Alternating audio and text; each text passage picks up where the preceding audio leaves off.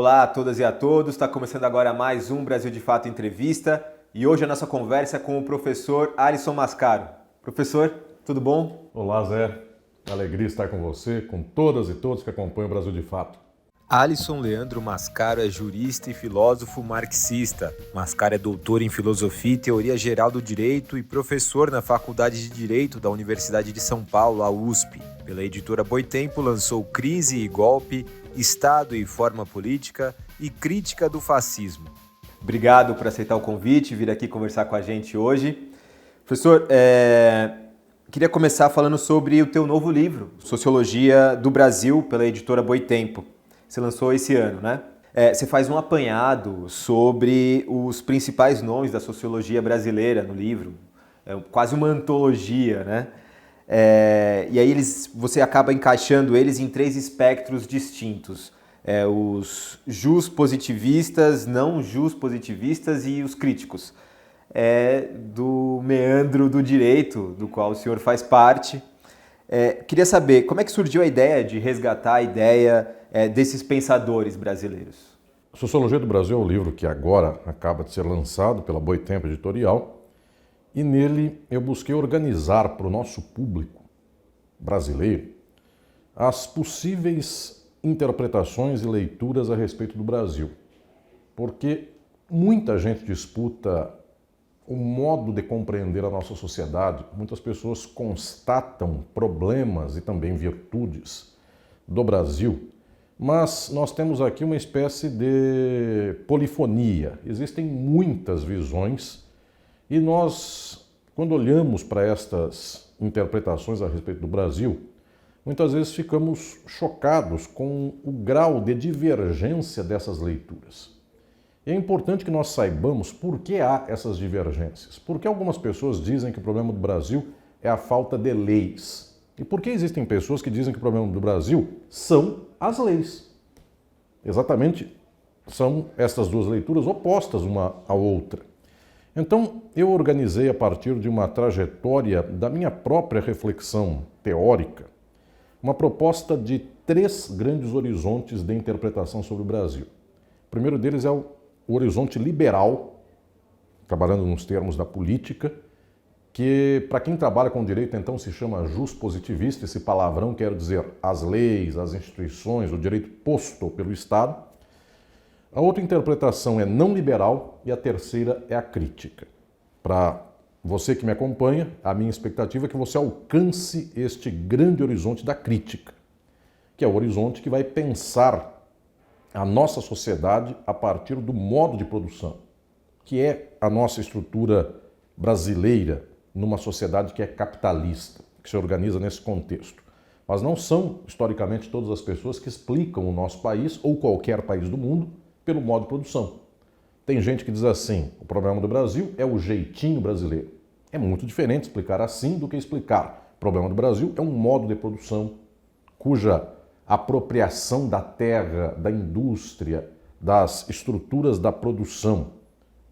Esta apropriação está na mão de poucas pessoas. É muito diferente explicar isso do que explicar aqui o povo é malandro, ou aqui a elite é malandra, não importa o grau de recorte desta interpretação. De tal sorte que aqui então eu proponho em Sociologia do Brasil uma sistematização para ajudar a nossa gente a compreender os discursos que têm sido falados há 20, 30, 50, 100 anos e mais que isso, há 200 anos a respeito do Brasil. Eu começo esse livro mostrando as interpretações pioneiras sobre o Brasil do século XIX. Já havia no século XIX, ao tempo da independência do Brasil, pessoas dizendo e propondo visões liberais a respeito do país. Então, pelo século XIX já havia quem propugnasse que o Brasil tinha que respeitar as contas públicas e não gastar. Não tinha que se ver com resolver o problema da pobreza do país. Tinha que reservar dinheiro para pagar a dívida externa com a Inglaterra, que tem 200 anos. É o tempo do Brasil se tornando independente politicamente de Portugal. E esse discurso que temos que pagar a dívida externa ou a dívida aos especuladores tem 200 anos e há 200 anos há pessoas que argumentam nesse sentido, dizendo que se as nossas contas estiverem em dia, então o país vai para frente. Hoje em dia, esse é o grande assunto da macroeconomia brasileira. E isto, agora vem a grande questão, é chamado hoje como uma posição política do novo, daquilo que agora descobrimos. É preciso respeitar o orçamento público, pagar a dívida, que a pessoa faça contrato com segurança no país. Isto é velho de 200 anos, porque quando há capitalismo, há esta forma de controlar a sociedade e a riqueza capitalista, buscando fazer sempre com que o contrato privado seja cumprido e que, portanto, o público esteja subordinado ao privado. De tal sorte que eu vou desenvolvendo no livro estas visões que eu chamo de liberais desde o século XIX. Pessoas, inclusive, muito progressistas dentro do liberalismo, como foi no século XIX o próprio Frei Caneca, lá no início do século XIX, é o tempo da independência. Como foi o primeiro homem votado nacionalmente a governar o país, e que, via de regra, a história da política esquece dessa figura, que foi o regente Feijó, o primeiro regente votado do país no tempo do interregno entre o reinado, entre o império de Pedro I e Pedro II. Era uma posição liberal, mas também liberal foi Rui Barbosa, que quebrou o país nesses termos de uma política econômica de retrocesso, apenas contábil, apenas de fechar as contas, na virada do século XIX para o XX. Então, esta minha forma de organizar nos revela, inclusive, aqui uma força de poder compreender que o discurso liberal que hoje é predominante na imprensa, tirando a nossa valorosa imprensa progressista, mas essa aí, hegemônica, é toda liberal, na universidade e mesmo na pauta de muitos partidos políticos, ou da maioria dos partidos de direita, esta pauta ela não é nova. Essa pauta quebra um país há 200 anos, limita as condições de um país há 200 anos. Então eu vou desenvolvendo esta reflexão para mostrar como esses autores liberais instituem uma lógica de mundo que diz assim: o Brasil é o país do jeitinho, então é preciso o império das leis, contra o jeitinho. A começar dessa leitura que passou, por exemplo, por Rui Barbosa, nós estamos no século XXI com coisas como Sérgio Moro e Operação Lava Jato, que dizem o mesmo. É preciso acabar com o jeitinho do Brasil e recolocar o império das leis.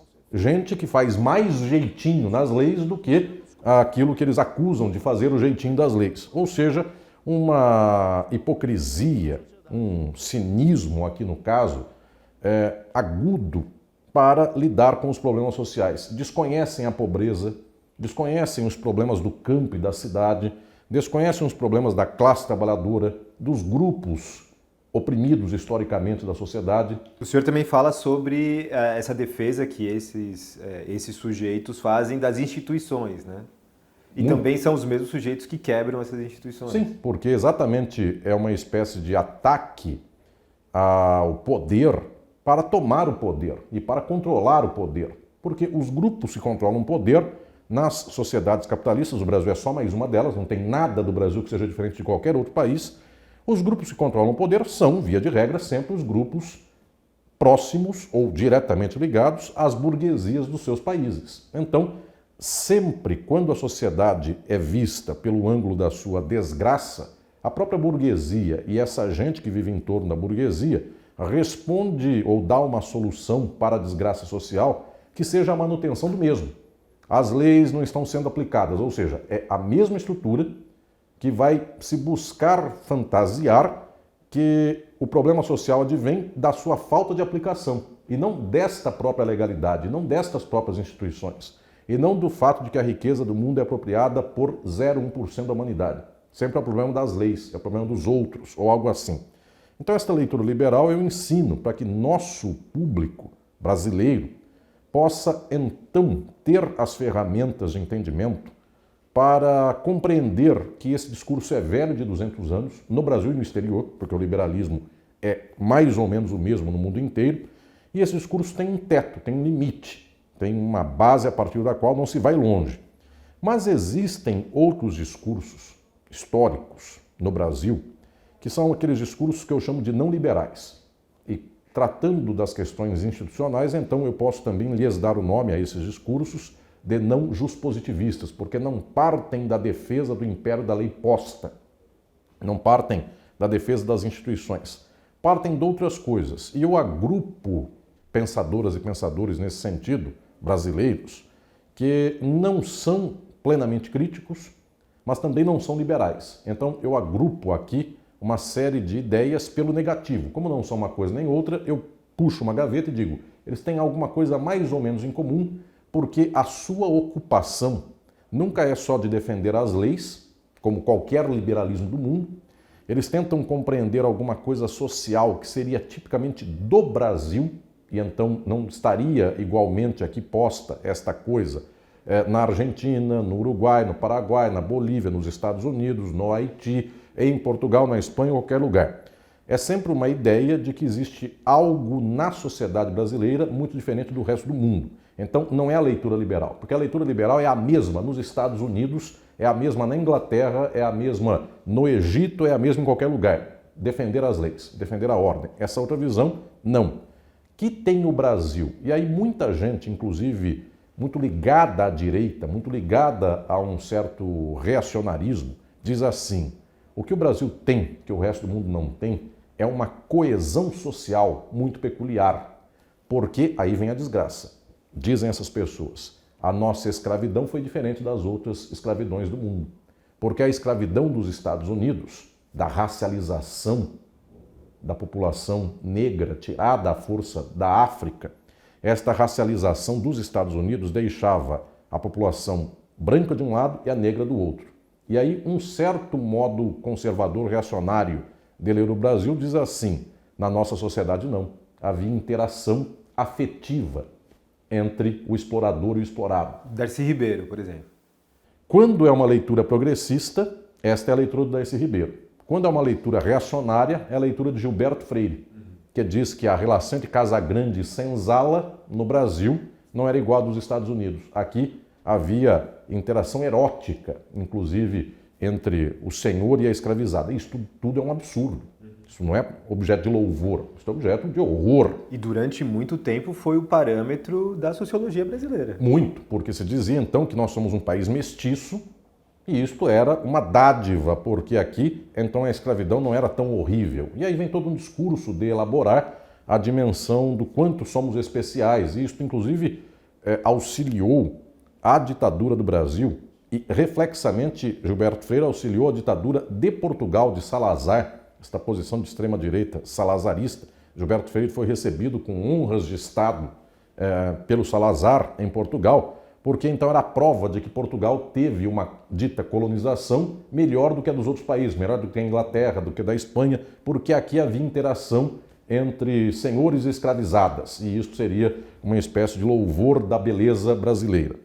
Esta leitura não está partindo de questões econômicas, não entende a escravidão como um modo de produção específico. Essa leitura ela está aqui simplesmente apostando em laços de vínculos sociais, de afetos, que seriam a jabuticaba brasileira, que seriam a coisa que é só nossa e outros países não têm. Do outro lado, esta mesma postura não liberal, portanto, não está atacando leis, nem está lidando com o problema das instituições, está lidando com uma questão dita concretamente da coesão social. Do outro lado, posições como a de Darcy Ribeiro partem do mesmo pressuposto para fazer uma certa crítica. Aqui houve escravidão, esta escravidão foi inclusive erótica no sentido do estupro, no sentido desta violência marcada de senhores de escravizados, e esta posição fez do Brasil um país mestiço. E aí Darcy Ribeiro diz, por causa disso, resultou deste sangue que escorreu, Darcy Ribeiro não é um homem de direita, é um homem de esquerda, deste sangue que escorreu, resultou efetivamente um país mestiço. E é a partir daqui que nós nos baseamos. Então, esta lógica de Darcy Ribeiro começa pela mesma constatação de Gilberto Freire, ou pelo menos por um horizonte próximo, e a partir daqui toma uma posição oposta.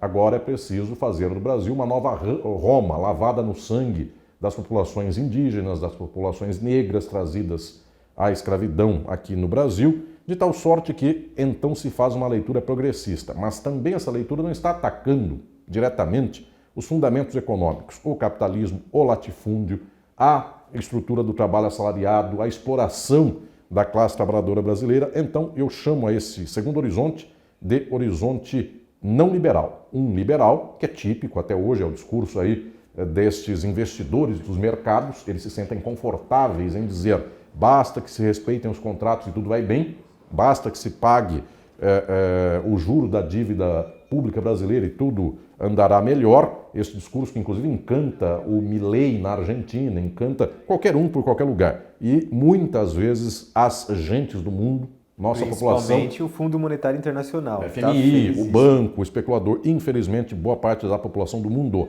cai nesse conto do vigário, porque acredita que se passar fome e então o dinheiro for dado para o rico, então a sociedade estabilizará, o rico investirá e as coisas acontecerão. É uma desgraça sem fim. Existe a leitura liberal, existe a leitura não liberal. É esta que tenta buscar aqui coesão, sangue, uma estrutura do porquê temos uma dimensão diferente das outras. E isto vai desde o século XIX, porque também, tal qual o liberal, eu mostro que as visões de coesão, as visões não liberais, têm uma história muito longa. No século XIX nós tivemos o Visconde do Uruguai e este intelectual e homem público do Brasil, de posição conservadora, dizia assim: o Brasil é diferente do resto do mundo.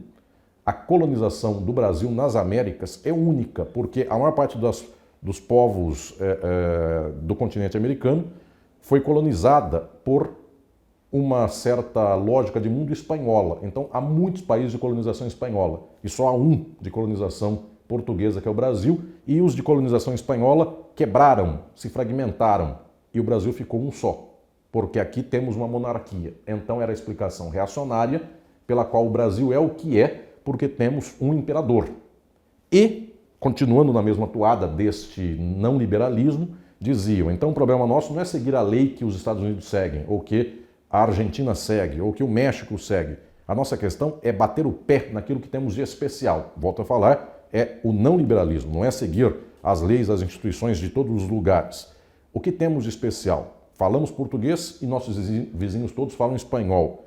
Todos são repúblicas e nós somos uma monarquia. E então temos que manter, aí vem a desgraça, a desgraça maior, o instituto que nos organiza, a escravidão.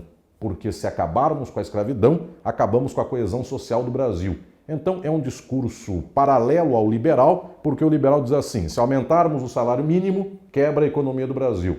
O paralelo disso, do não liberal, é dizer, se acabarmos com a escravidão, a fazenda quebra, a economia quebra, ou coisas mais. Esses discursos são velhos de 200 anos, e em Sociologia do Brasil eu estou mostrando então como liberais e não liberais, eles têm uma história de horrores que nos dão, inclusive, argumentos para a manutenção do horror, e nada disso é novo, que surgiu há pouco tempo. Tudo isso tem uma história longuíssima. Você tem um terceiro tópico aí, a gente vai fazer um intervalo e a gente volta para ele.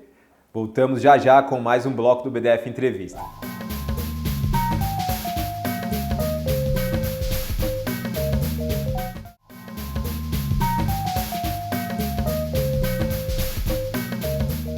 Voltamos agora com mais um bloco do BDF Entrevista, hoje entrevistando o professor Alisson Mascaro. Professor, a gente falamos nesse primeiro bloco sobre dois pontos importantes que são liberais e conservadores da sociologia brasileira. E acho que tem um terceiro ponto que ele é muito importante e que talvez norteie também muito do que é feito hoje no campo progressista, no que é pensado hoje no campo progressista no Brasil, que são esses teóricos mais críticos. Florestan Fernandes, entre outros. Queria que o senhor falasse um pouquinho sobre como eles apareceram nesse horizonte brasileiro pós esses não positivistas, os não liberais, os liberais, enfim, essa salada toda da sociologia brasileira. Exatamente. Qual é a menos frequente? É aquele grande horizonte que eu explico no livro Sociologia do Brasil, é o horizonte crítico, cujos ferramentais não têm 200 anos. Eles são mais novos, porque eles advêm de uma enorme tradição recente que possibilitou compreender a sociedade de modo científico, e essa tradição é o marxismo. E o marxismo se desenvolve, descobre condições científicas do entendimento social na segunda metade do século XIX. Foi com Marx, Engels e tantos e tantas outras pensadores e pensadoras de lá até hoje. E este conjunto de ferramentas da ciência, e não mais simplesmente de uma posição ideológica de dizer somos bons, somos ruins, viva o imperador, morra o imperador, coisas desse nível, estabelecendo uma leitura científica, isto no Brasil só chegou no século XX. No século XIX nós não tivemos esse ferramental entre nós, porque inclusive a Europa não teve esse ferramental, os demais países e regiões do mundo também não tiveram esse ferramental, até que se descobriu que nossa sociedade, qualquer sociedade do mundo, é organizada por um modo de produção.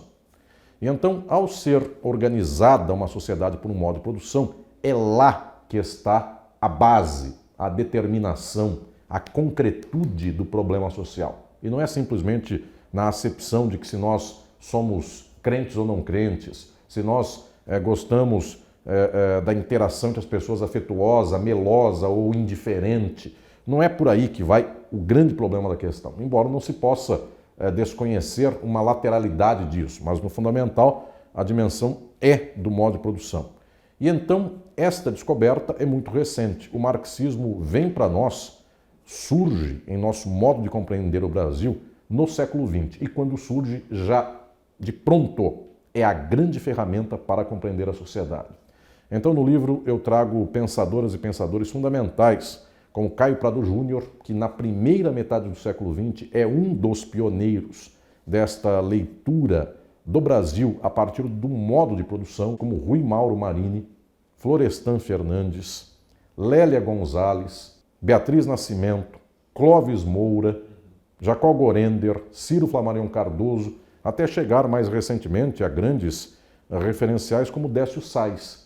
Então, efetivamente, existe um conjunto de saberes científicos para compreender a sociedade brasileira, que é um tesouro e é um patrimônio que, infelizmente, nos últimos anos, neste final do século XX, início do século XXI, foi se perdendo porque também a universidade não foi cultivando mais esse pensamento. Também muitos dos movimentos sociais desconheceram as ferramentas críticas do marxismo de tal sorte que é fundamental, e esse foi o meu objetivo no livro, resgatar e sistematizar este conjunto valioso de descobertas científicas sobre como funciona o Brasil, para que a nossa geração de hoje beba dessa fonte e tenha o melhor recurso para poder, enfim, compreender de modo científico a nossa realidade social e lutar de modo mais bem instrumentado no sentido da transformação social. Eu ia perguntar para o senhor justamente sobre isso.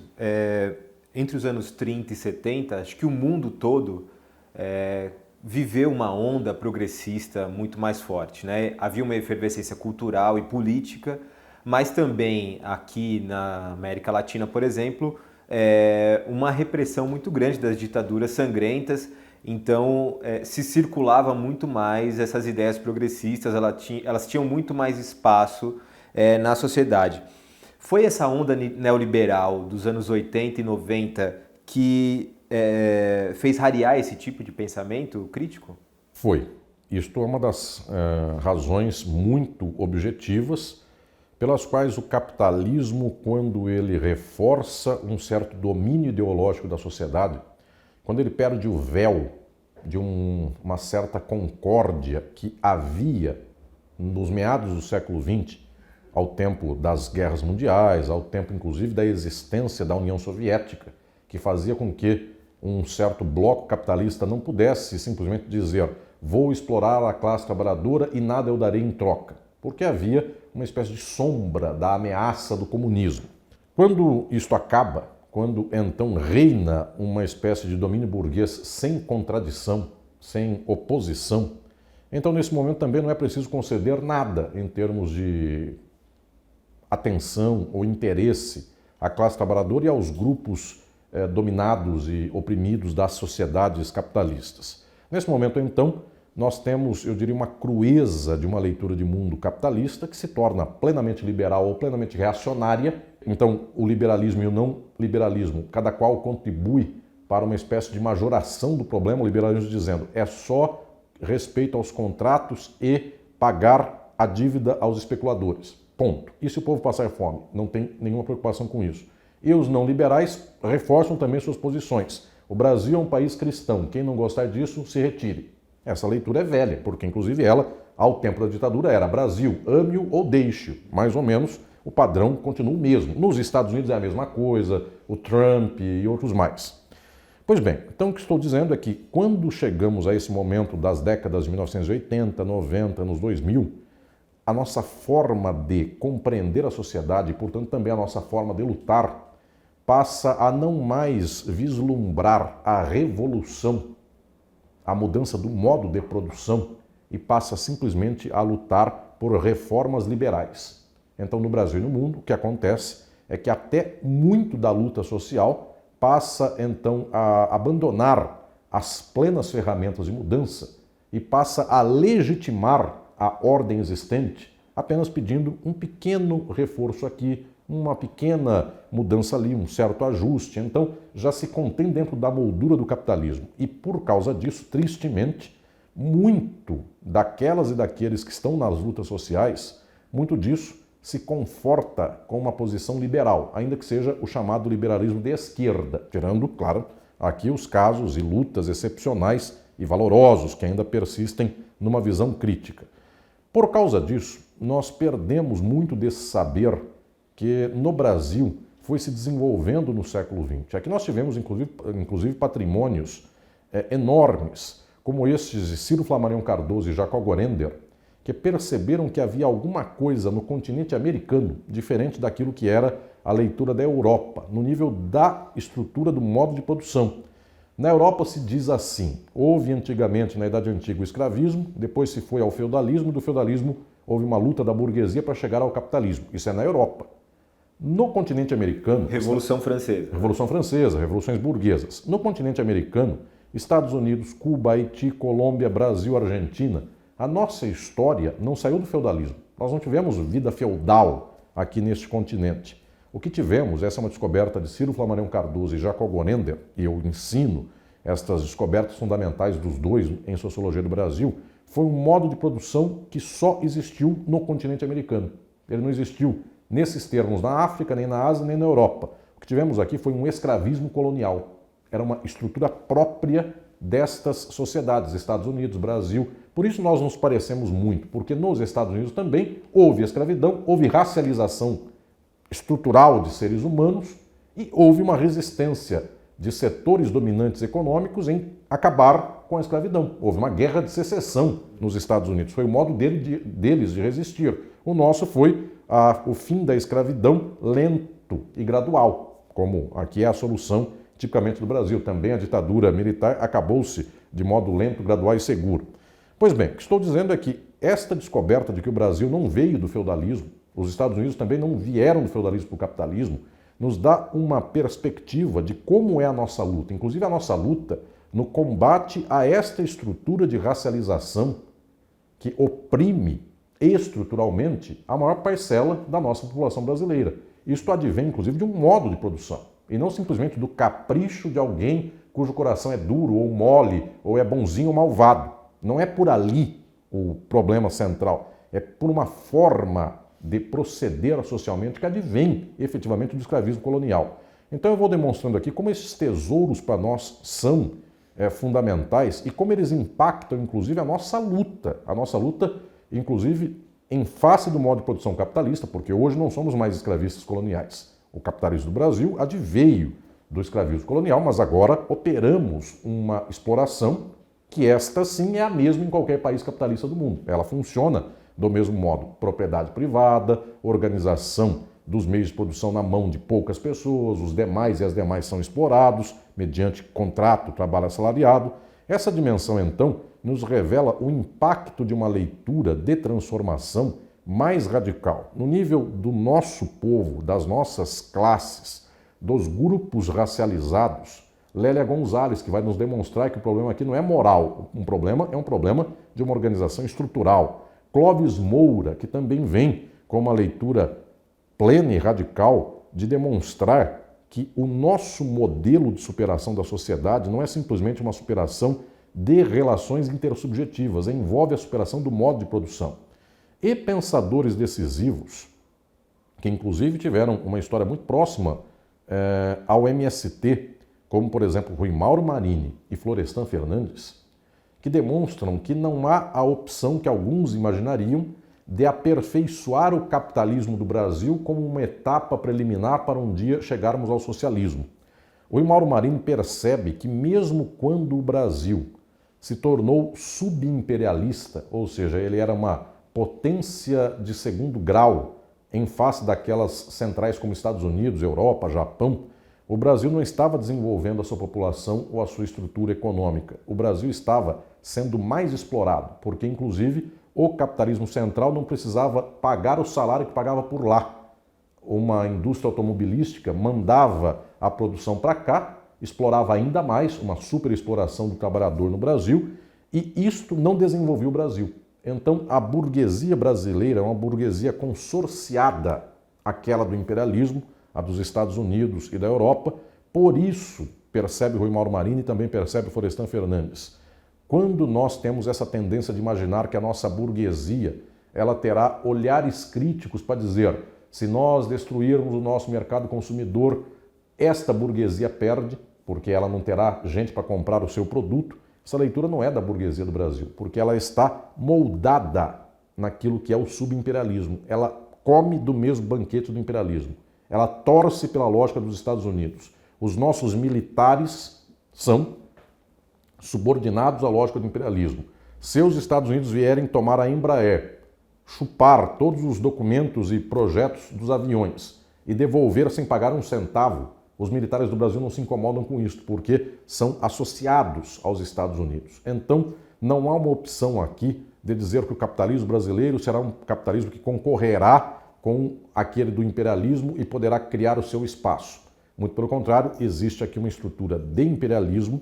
Rui Mauro Marini percebe isso, Florestan Fernandes percebe isso, e no livro Sociologia do Brasil eu destaco questões fundamentais e decisivas, como esta, que é uma descoberta de Florestan Fernandes ao tempo da ditadura militar do Brasil, quando ele diz que existe aqui uma espécie de circuito fechado. Então, para Florestan Fernandes, a burguesia do Brasil fez um amálgama com a burguesia dos Estados Unidos, elas não têm contradição, elas se fundem, então é a mesma coisa, e nesta fusão também estão os militares, eles estão nesse pacto, nesta junção, nesta coesão, estão os meios de comunicação de massa, porque eles não são nacionalistas brasileiros, defensores do interesse nacional, eles são exatamente agentes do imperialismo em solo local. Está a educação, está a formação ideológica das massas, a maior parte das religiões toma partido desta visão, de tal sorte que aqui se criou uma espécie de amálgama perfeito, um circuito fechado. Solução que então percebe Florestan Fernandes, solução que percebe então o próprio Rui Mauro Marini, o socialismo. No capitalismo, isto não é possível. E é uma avaliação totalmente atual, né? Totalmente. A gente vê isso agora acontecendo na nossa frente. Professor, a gente vai para mais um rápido intervalo e voltamos já já com mais um bloco do BDF Entrevista.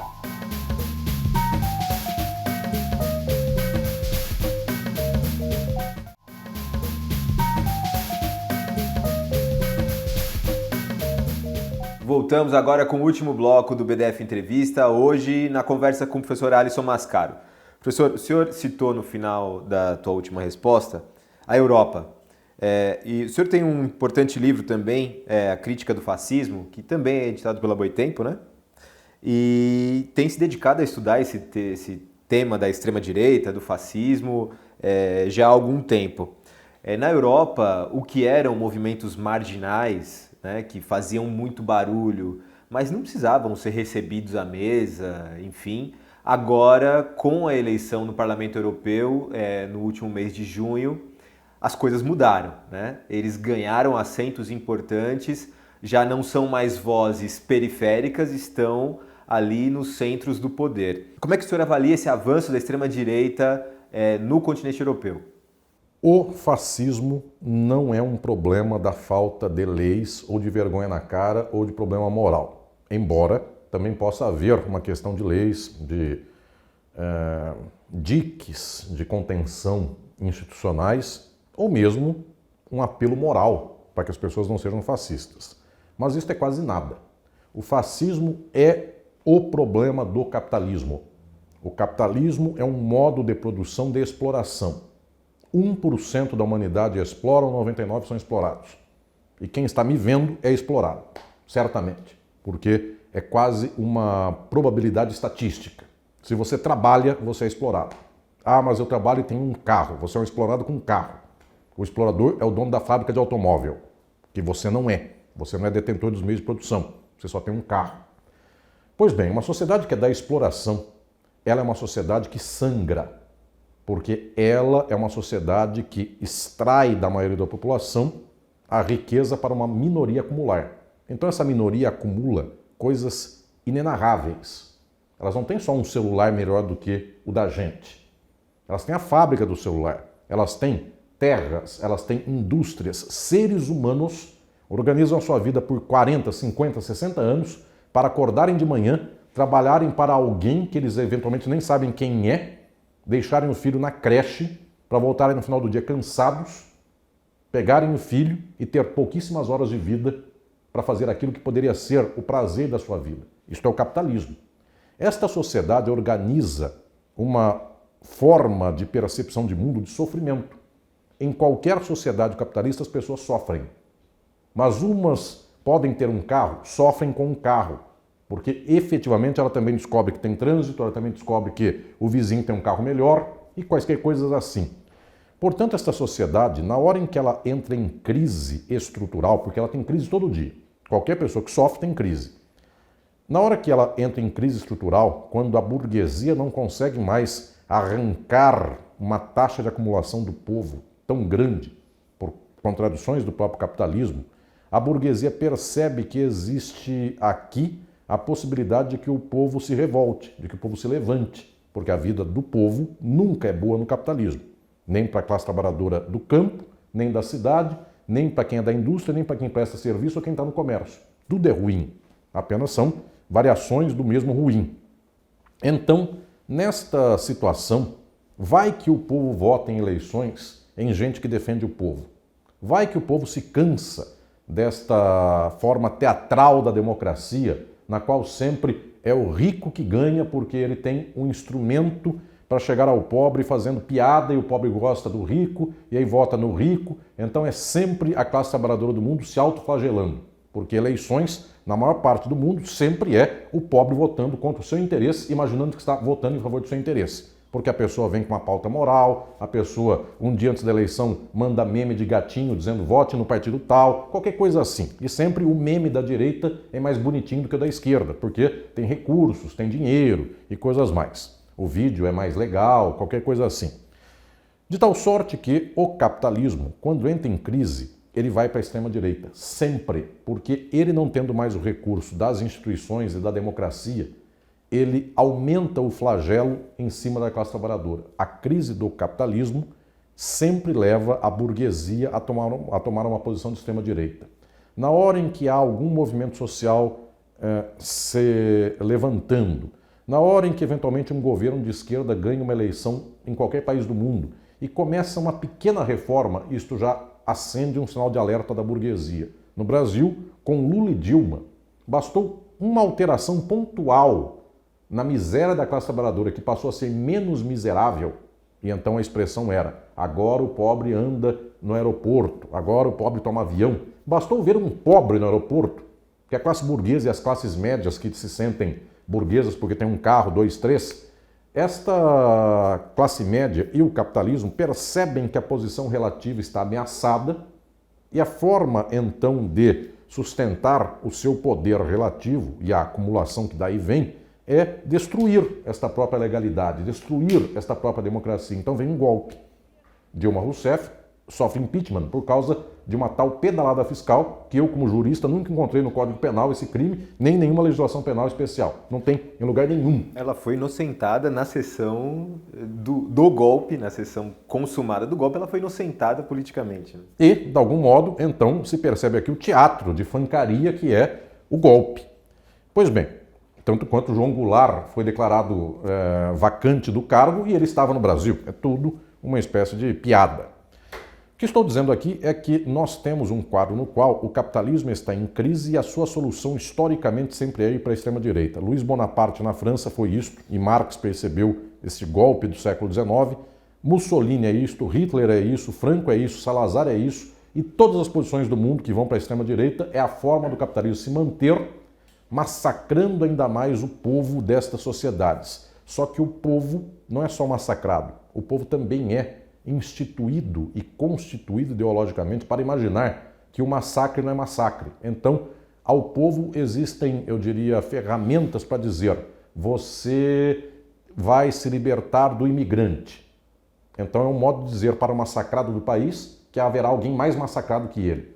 Você é trabalhador alemão, mas você é ariano. O judeu é o problema, o cigano é o problema, a negro e negro são o problema, o homossexual é o problema, o testemunho de Jeová e quaisquer coisas nesse sentido. No Brasil e nos Estados Unidos é isso. Lá é imigração, lá é a pessoa que não tem Deus, aqui são os imorais, os indecentes e qualquer coisa fantasiosa. E para além disso, teve a crise de 2008 que abriu uma brecha, uma crise econômica e social na Europa, o fim do bem-estar social, né, do estado de bem-estar social, também acho que trouxe esse ambiente, né, mais Isso propício. faz com que grupos da classe trabalhadora matem outros grupos da classe trabalhadora, exatamente para que todos esses grupos juntos não matem a burguesia. Então, efetivamente, a solução da extrema-direita é a solução do capitalismo sempre. O fascismo não é um problema moral, o fascismo é um problema do capitalismo. Se nós quisermos acabar com o fascismo, é preciso superar o capitalismo, porque sempre o capitalismo aperta um botão de pânico, quando ele não consegue mais administrar o povo sofrendo, e esse botão de pânico é algum modo de extrema-direita, de governo, pelo qual um bate no outro, pelo qual um flagela o outro, e coisas nesse nível. Então, efetivamente, o que temos hoje, infelizmente, é o não ataque à contradição estrutural. O problema é o capitalismo. Como, infelizmente, a batalha das ideias não está sendo ganha por nós, pela classe trabalhadora, nós estamos aqui reféns de uma explicação de mundo da burguesia, que diz que é preciso manter a segurança e os contratos e os investimentos e quaisquer coisas mais, o custo do Brasil é muito alto, qualquer coisa assim que se fala em qualquer país do mundo, porque o custo do seu país sempre é uma explicação dada internamente. Então o que estou dizendo é que nós estamos desamparados de ferramentas para enfrentar o fascismo.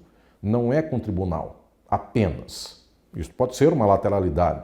Não é com coisas institucionais, é com um movimento de massas. Enquanto a nossa gente não entender que o capitalismo é o problema, a nossa gente será golpeada pelo fascismo e pior, a nossa gente será elo de transmissão desse golpe, porque um pedaço da nossa gente bate em outro pedaço da nossa gente e então o judeu, o cigano, o homoafetivo, o estrangeiro, o indígena, não importa qual grupo, qual corte, o não crente, o crente de outra crença, não importa a razão que se tenha, sempre será alguém que será alvejado por outro alguém em favor do capital. Ou nós superamos o capitalismo e acabamos com essa hipótese de extrema-direita, ou nós vamos viver novamente um tempo agudo de extrema-direita que exigirá de nós uma mobilização como foi aquela para acabar com Hitler e Mussolini, ou seja, uma guerra de muito sangue, de muita dor, de muita tristeza, de muita perda, para ver se estanca a crise do capitalismo. Hoje, para nós, é fundamental a crítica como forma de libertação. Trazendo para o Brasil agora, quando da eleição do presidente Lula, agora em 2022, a gente sabia que saindo o Bolsonaro, o bolsonarismo ainda permearia na sociedade. Está muito arraigado nas comunidades, nas religiosidades, né, principalmente o neopentecostalismo, né, ele está muito já dentro da sociedade. No entanto, no Congresso, a gente tinha aí um certo, por mais que eles tivessem uma votação expressiva em 2022, tanto na Câmara quanto no Senado, a gente não sabia quanto se manteria dessa ideia bolsonarista. Hoje a gente está vendo que a extrema-direita conseguiu se reagrupar novamente e já começa a fazer planos para 2026, enfim, já tenta minar o presidente da República. Queria que o senhor falasse um pouquinho sobre como essa extrema-direita se organiza no Brasil e como ela conseguiu se reagrupar politicamente, não só socialmente, mas politicamente também. Eu nunca começo a análise pela ponta, eu diria, última, que é simplesmente a vontade do povo ou a forma de ver o mundo do povo. Eu começo pelo centro. O capitalismo quer essa estrutura social. Então o capitalismo do Brasil optava fundamentalmente pelo PSDB. Isto foi a solução brasileira desde a década de 1990. Privatizar, destruir a economia nacional, e tudo isso se fazia com um certo tucanismo. Então, a pessoa tomava um cafezinho certinho, ela discutia platitudes num restaurante, eventualmente falava francês ou qualquer coisa dessa, e desgraçava um país desse modo. Pois bem, a burguesia do Brasil percebe que não dá mais para alcançar o povo com um governante lendo Foucault e privatizando.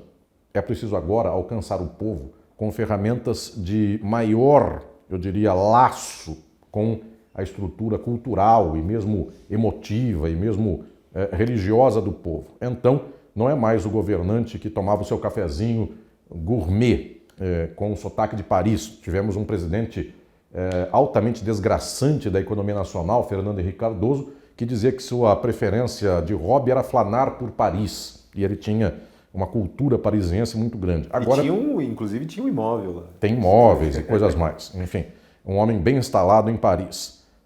Rive droite, inclusive. Como se esperaria. De tal modo que o que nós temos hoje é presidente da República que comia pão e coisas mais, com farelo no chão e coisas assim, não usava talher, algo mais. E também porque isso é um certo teatro. Enfim, até poderia usar um talher, mas reforçava uma ideia, eu diria, de tosquice, de rusticidade, porque alcançava uma dimensão popular, eventualmente, daquele horizonte que perde, eu diria, a repressão social de qualquer pessoa e diz assim, tá vendo, se ele é presidente, ele come com a mão e ele fala e solta farelo enquanto fala, eu também posso fazer. Então, uma espécie de infantilização social permitida por um exemplo maior. Pois bem, nesta história toda é porque a burguesia optou por apostar nesses personagens, percebeu que a reprodução social se dava melhor com esses personagens, que ela então optou pela extrema-direita. Ela deixou de lado esta burguesia que come uma comida sofisticada. Ela passou a apostar nesta leitura, eu diria, mais tosca de extrema-direita. É por causa disso que nós temos um domínio ideológico tamanho, que nós temos a imprensa inteira, tirando as exceções, a imprensa majoritária de extrema-direita. Ela não fala contra esses absurdos, ela não mapeia esses absurdos fazendo uma radiografia, ela só anuncia que existem tais posições. E vai se vencendo aqui um discurso que é estruturado pela burguesia, pelo qual 6 da tarde essas televisões majoritárias do Brasil, todas são contra os direitos humanos. Porque todas as 6 da tarde mostram um bandido que fez tal coisa e levam o povo inteiro a ir posicionar-se contra os direitos humanos, porque um bandido roubou uma moto e não sei o que mais. Esta sensibilização vem do capital. O capital lava o dinheiro do crime organizado. O crime organizado é uma forma de organização do capitalismo. As igrejas, em maioria, são uma forma de acumulação, ainda que em algum momento residual, ou ainda que outra numa circulação peculiar, mas elas são uma forma de acumulação. Então, esse dinheiro está no banco. Esse dinheiro passa para comprar empresa. Esse dinheiro compra imóveis. Ou seja, o capitalismo opta por isso. E, ao cabo disso, o povo está dominado pela televisão, que ele fala que direitos humanos são só para humanos direitos, então ele é contra qualquer proteção da minoria, e o povo é a dita minoria, é o povo que apanha por pensar assim. A igreja forma o povo para a extrema-direita, as posições políticas e sociais são todas regressivas, o povo vota em posturas políticas contra o seu interesse e o povo tem certeza que vota em favor do seu interesse, porque o povo crê que ele está defendendo a família cristã, ele está indo contra o aborto, ele está indo contra XYZ. Se alguém inventar que os ETs vão invadir a Terra, os ETs, se a fala for crítica ao ET, o ET é de esquerda, e se o ET vier salvar a Terra, o ET é de direita. Resultado, nossa opção em favor de um ET será aquela que a burguesia pensar em favor do ET. Se o ET de Varginha for lido como uma coisa muito positiva, ele é um fenômeno do capitalismo e ele é de direita. Eles, inclusive, fizeram sinais lá naquelas 72 horas de espera, eles tentaram contato com... É verdade, a extrema-direita buscou aí chamar ETs para si. Então, o que estou dizendo é, ao cabo, o povo sofre, só que a aparelhagem ideológica da burguesia está posta. Televisão, educação, faculdade, escola, religião, nós temos aqui então este domínio fechado e é contra esse domínio que nós devemos lutar hoje para que nós possamos fazer com que haja uma abertura de luta na nossa gente para entender qual é o problema e qual é a solução. A gente está já chegando no final do programa. Quero te fazer uma última perguntinha bem rapidinha. Eu sei que não é tão simples de responder, mas que a gente tivesse a tua contribuição para isso. No começo dessa década, principalmente após a eleição do Lula, muito se disse sobre uma nova onda progressista na América Latina, né? A gente tinha Gustavo Petro na Colômbia, Gabriel Boric no Chile, o Luiz Arce na Bolívia, né, restituindo após um golpe. No Peru também a gente teve um governo incipiente. Enfim, a gente teve algumas experiências. Na Argentina a gente ainda tinha Alberto Fernandes, né? Mas isso tem desmoronado, tanto no Peru. O Gabriel Boric parece uma esquerda, um progressismo um tanto diferente, enfim. Essa nova onda, ela nem rosa não foi, né, professor? Quando surgiu o fascismo e quando da ascensão do nazismo, Mussolini e Hitler, houve uma espécie de reação, eu diria, fraca, de uma certa esquerda europeia não marxista, que não lidava com as contradições do capitalismo, e houve então as chamadas frentes amplas. Isso se deu na França, isso se deu na Alemanha com o SPD, o Partido Social Democrata, que esses partidos tentaram resistir fracamente à ascensão da extrema-direita. Então tentavam dizer, olhe povo, como é que nós damos um pouquinho mais de coisas para vocês do que a extrema-direita. Só que esse pouquinho não era nada. Então efetivamente houve uma espécie de primeira onda de repique de esquerda quando da ascensão do fascismo europeu, que foi muito fraquinha. Ela não consegue resolver nada. E como ela prometia ser melhor que o fascismo e não entregava praticamente nada melhor que o fascismo, eventualmente o fascismo se valeu inclusive de uma artimanha que é, em algum momento, dar no imediato uma coisa a mais para o povo do que estas esquerdas liberais davam, porque efetivamente o fascismo expropriava a riqueza de judeu, ele eventualmente pegou um país para colonizar, como o Mussolini fez na África. Então ele dava uma riqueza inicial a mais do que essa esquerda liberal. O que está se passando na América Latina no início dos anos 2020 é o mesmo movimento europeu. É uma tentativa de setores, eu diria, cansados da esquerda, de ver se dão uma última forma de resistência. E, eventualmente, ela se dá por aí. Mas como ela não rompe com o capitalismo, ela não rompe com as contradições, este movimento é uma onda baixa. Então ele morre na esquina quando então quem pauta as sociedades do capitalismo, das Américas, do mundo inteiro, da Europa também hoje, quem pauta é a extrema-direita. Quem faz o discurso forte, quem faz o discurso de condução, tanto quanto foi Mussolini e Hitler naquele tempo, e a social-democracia alemã não dava pauta nenhuma, a esquerda francesa antimarxista também não dava pauta nenhuma, quem dá a pauta hoje do mundo é a extrema-direita. As esquerdas reagem, e todo mundo percebe que um discurso reativo ele é fraquinho. Então o discurso dessa gente, de Boric até os outros mais, é um discurso fraquinho, que não alcança a esquina da luta social. E a extrema-direita, então, ela tem um discurso forte, ela amarra o povo consigo,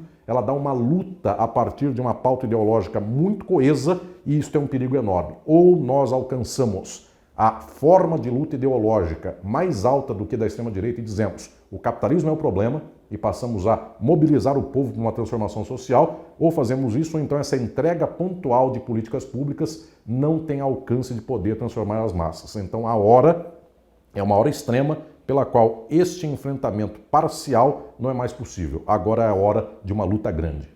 Professor, muito obrigado por essa aula, viu? Obrigado, que alegria.